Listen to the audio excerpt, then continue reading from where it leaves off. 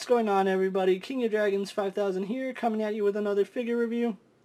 Today we'll be having a look at the Hasbro Marvel Legends Spider-Woman from the Lizard Build-A-Figures series. Here we do have Spider-Woman in the packaging. What we're going to do now is take a little break, get her opened up, and then we'll have a better look at Spider-Woman. So stay tuned, everyone. And so here we have Spider-Woman posing out of the packaging. Before we have a look at the figure, let's take a look at what she comes with. Her Build-A-Figure piece for the Lizard is the main torso, which we'll have a look at when Lizard is all said and done. As far as Spider-Woman goes, she only comes with one accessory, and that is the glasses that she's wearing on her right now. They are removable, so if you don't want to have her displayed with them, you can take them off. And then she does have two little slits in her hair, just so you can put the glasses on. Nice little accessory. I'm surprised they actually went this route rather than sculpting the glasses on her head and then giving us an alternate head with maybe a different expression, but still a nice little accessory. So what we're going to do now is have a closer look at Spider-Woman. So here we have a closer look at Spider-Woman, and we can take her glasses off. Like I said, they are removable, and they did a really good job with the face. Now, it kind of sort of has this generic feel to it that Hasbro has been giving us with some of the female figures, where the head feels kind of generic, and she's no exception to that. But I really do love the green eyes that they gave her. The lipstick is actually really nice. I love the hair. I think some shading in the hair would have done nicely. Maybe give it like a blue wash just to bring out some highlights.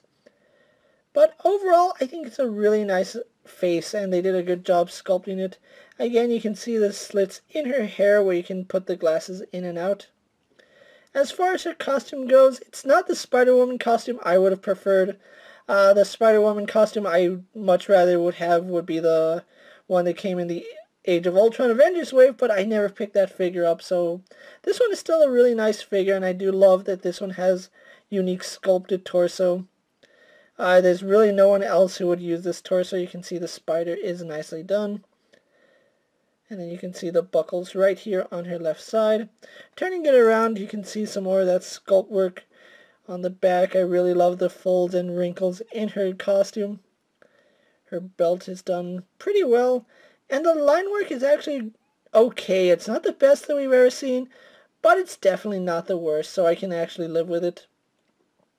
Moving on to her hands, you can see she's supposed to have open parts on her glove, but that really does not translate well.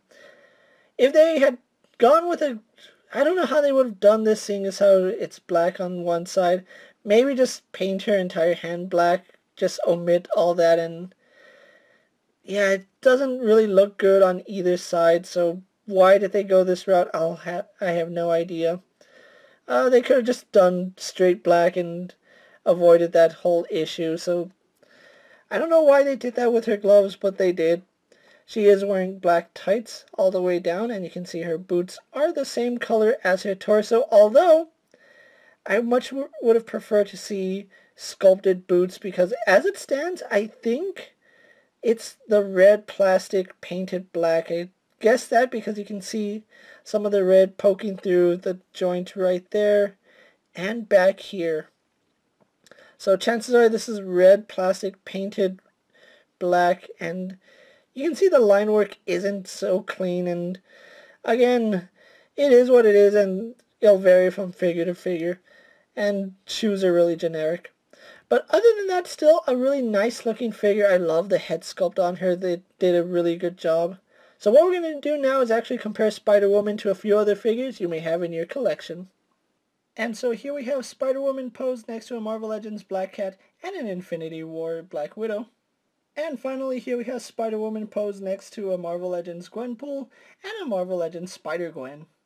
So with the comparisons out of the way, let's actually have a look at her articulation. Now, Spider-Woman does have the standard female Marvel Legends articulation.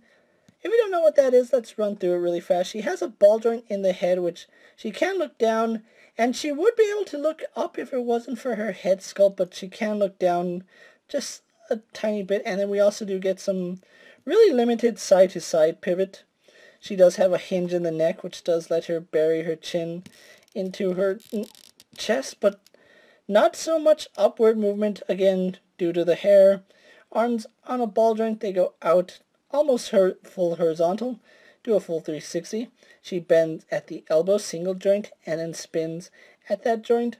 She has a hinge in the wrist, which is in and out, and then we also do get rotation in the wrist. She has a really nice ball joint, which you can see goes all the way around. We also do get our swivel on that joint. You can tilt her side to side, lean her back, lean her forward, which is pretty nice. No waist swivel, but that's to be expected in Marvel Legends figures. Legs do go forward to about there, go back about there. They go out further than most Spider-Man figures, so I'm perfectly okay with that. She swivels at the thigh, double bend in the knee. No boot swivel, but we do have a hinge in the ankle, which goes back and forward, although it doesn't go forward too much. And we also do get forward-facing pin for rocker, but mine is really, really stiff. But it does move. So overall, an okay-looking figure. So what I'm going to do now is take a little break, get her posed for my final thoughts, and then we'll wrap up this review. And so here we have Spider-Woman posed for my final thoughts, and overall she's an okay figure. She's not the best that we've ever seen, but again, it's not the worst that Hasbro has ever given us either. I do feel that her face is kind of generic. It just feels like another female face that Hasbro's made. If you've been collecting Hasbro Marvel Legends, you understand what I mean by that. But other than that, I still find her really enjoyable now. It's not a costume that I really know too well or that I'm fond of, but I am glad that we got this figure. If you do have the Age of Ultron Spider-Woman, I'm pretty sure you can head swap them so you can have an unmasked Spider-Woman, or you can just have Spider-Woman with her two costumes standing next to each other. I am going to try to track down a Spider-Woman from the Age of Ultron set, but as far as this one goes, this is a nice stand-in until I do get that figure. Now, the Lizard series is starting to hit Walmart and Target, so if you are looking for this wave, go ahead and check out your local Walmart and your local Target. Hopefully you find them. I actually picked up my entire case on Big Bad Toy Store, which at the time I'm making this video is still available for purchase. So if you are looking for the entire wave, Big Bad Toy Store is the way to go. With that being said, guys, I'm KingofDragons 5000. Don't forget to like this video, leave a comment, subscribe to my channel. Go ahead and check out the rest of my videos, as well as all my other Marvel Legend videos. Hopefully you find them informative. As always, if there's a figure you would like to see me review, let me know down in the comments, and if it fits in my collection, I'll definitely have a look at it. Until next time, guys, I'll see you later. Take care, everyone.